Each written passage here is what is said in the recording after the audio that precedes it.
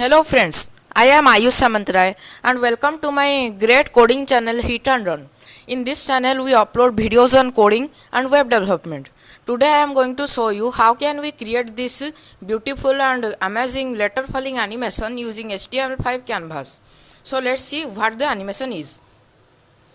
Wow, you can see how the letters of English alphabet, there are uppercase letters and there are also lowercase letters. There are random English alphabet letters which are being generated by themselves and they are falling from the top. Also they are of different color, different speed and different size. All the settings for them are random and we have done this using HTML5 canvas. That means that we have not used CSS. We have done this only using HTML and JavaScript. So first let me tell you what canvas is. Canvas is a simply an HTML tag that is used for bringing graphics or drawing graphics in the web page, and that is controlled by JavaScript. You can draw your own images without CSS. You can write text or you can draw squares, circles just as you did in Logo or Basic 256. You can do all those things in HTML5 canvas, but you will not require CSS, and although it is named as HTML5, but we will have to use JavaScript for doing all these stuff. You first type a exclamation symbol, then on the bottom bar you can see the bottom bar, that is a black colored bar. You can see the fast symbol. We have to hit the fast button, that is the tab button, and you can see how the basic boilerplate HTML code has been generated by itself. Now let's change the title, name it letter falling. I have created an canvas tag. I have brought the script tag, and now we are going to reference the canvas. So you can see we created a variable, constant variable named canvas, and we referenced the canvas element and stored this value in the canvas constant. Context equal to canvas dot get context 2D. We will have to bring a little CSS to just for styling our web page, the basic stylings. Firstly, we have to set the margin to 0. We are using the universal operator, margin 0, padding 0, and box sizing border box. That means that by default the browser gives a margin of 8 pixel to our body. We will have to remove it. So we are using the universal operator and saying margin padding 0 and box sizing border box. And also we will have to select the canvas and set its height and width. Let's say height 100 VH means 100% of the height of the browser, means the full height. And also say width that is 100 VW, 100% of the width of the browser, and we'll have a border, let's say 2 pixels solid black. Firstly let's create a function. Let's say resize canvas is a variable that stores the width or the height of the browser. Let's do it. I want to tell you to never confuse with the height of the canvas and the height of the canvas in CSS. The height of the canvas in JavaScript is the number of pixels present in the y-axis, and the width is also the number of pixels present in the x-axis. And I want to tell you to never confuse with both of them. The height and width are also an HTML attribute that you can use right here also. But we will have to set the height of the canvas to the Windows height, and also we will have to change the canvas height whenever window is resized. For that we are going to use add event listener, and the name of the event is resize. Whenever the window of the browser is resized, that you can see only in the laptop or desktop, whenever that is resized, this function resize canvas will be executed. Then let's move into our letter falling animation stuff. Firstly we will have to create an variable. We are going to create two variables. First is the variable named letter, and that is an empty array, and we are also creating an variable named time, that is a function date.now that will get the millisecond, the number of millisecond that has passed since the creation of JavaScript. We are storing this time, and you will know why we did store later. Firstly we have to create a function named, let's say, letter falling. I have surrounded the function around two parentheses and drawn it in the same place where it was created. So the function will be created, the parenthesis will take it, and at the same time it will run it. But never forget to give the semicolon before the last line of the code. Inside that we are also calling the same function using the request animation frame. This request animation frame is used to do one action repeatedly in JavaScript. We are calling the same function using the request animation frame function at the end of the letter falling function. I am adding one object into the letters array. That object has many properties. The test is the return value of random letter function. We are also getting the color using another function called random color. We are running it. We are setting its y to -10, and we are also setting its x to one random number. I will tell you how I have declared all those functions. The font size is also a random from 10 to 35. The speed is also a random from 5 to 30. Here are the functions.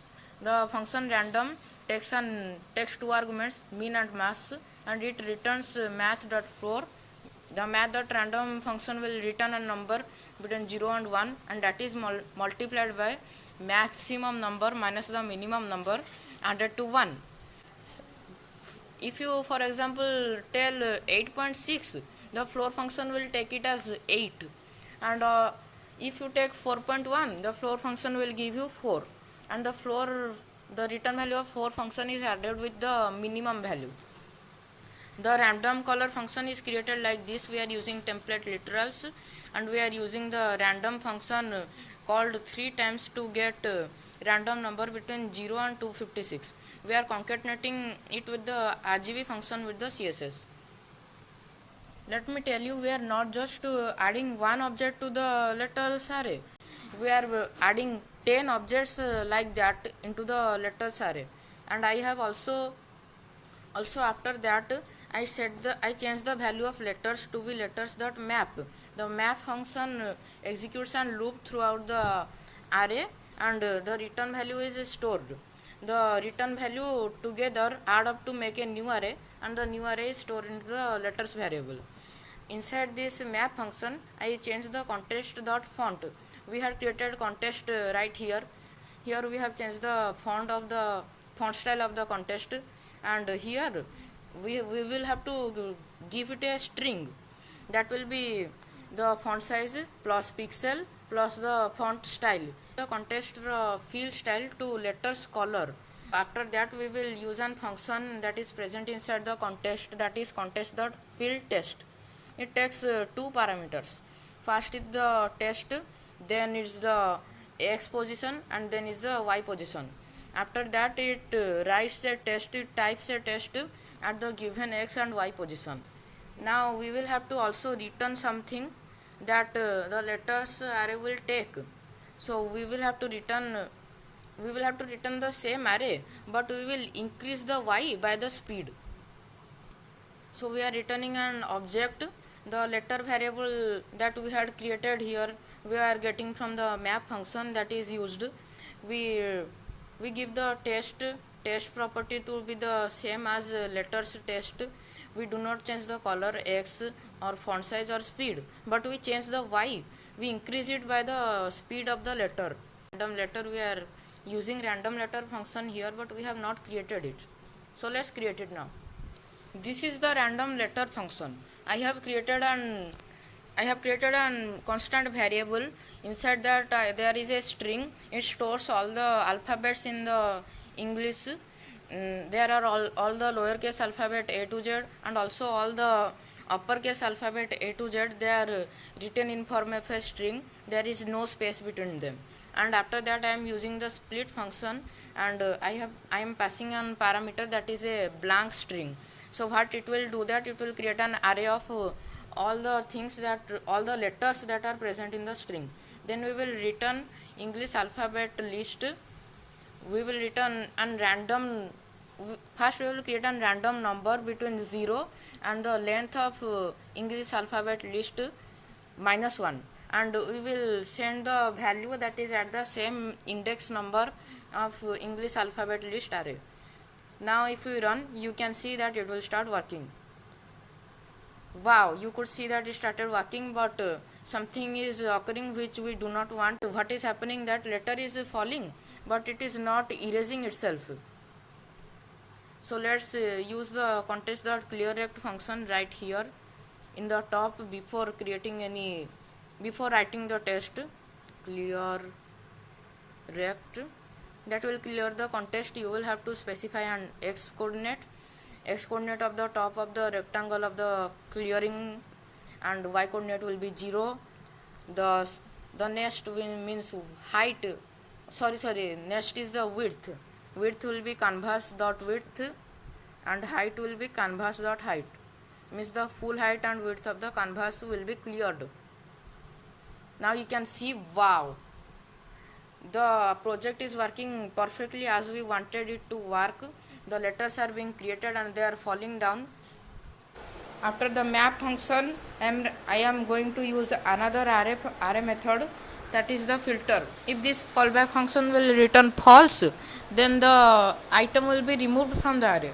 So what we have to do is we have to return letter dot y.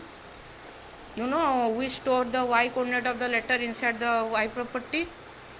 If that is greater than or equal to canvas dot height, then you return false. Okay, let's run it. Let's see what is the error. Yes, the error was here. I found the error. We have to do that.